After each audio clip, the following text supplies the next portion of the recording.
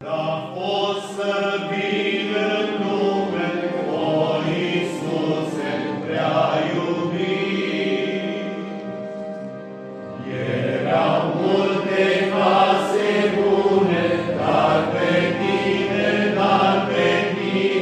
niciuna nu te-a primit.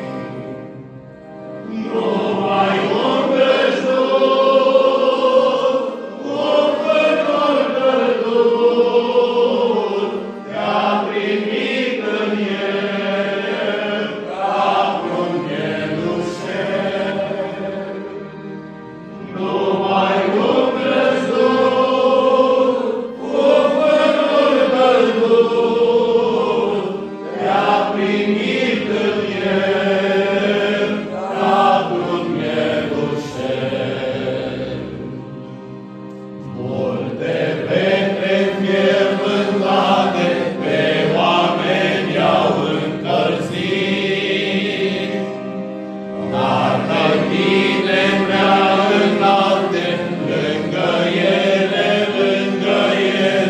niciuna nu te-a primit.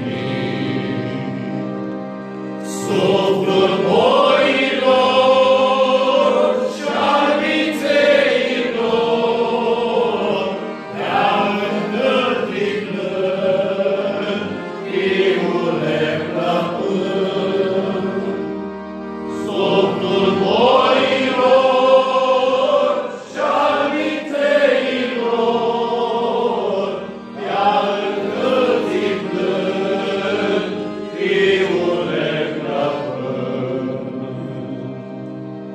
Candelele luminoase străluceau pe contenit,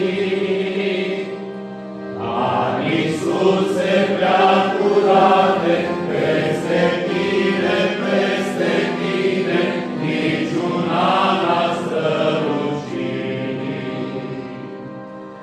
Doar o stea din cer, Fiule singher, când te-a luminat ca un împărat. Doar o stea din cer, Fiule singher, când te-a luminat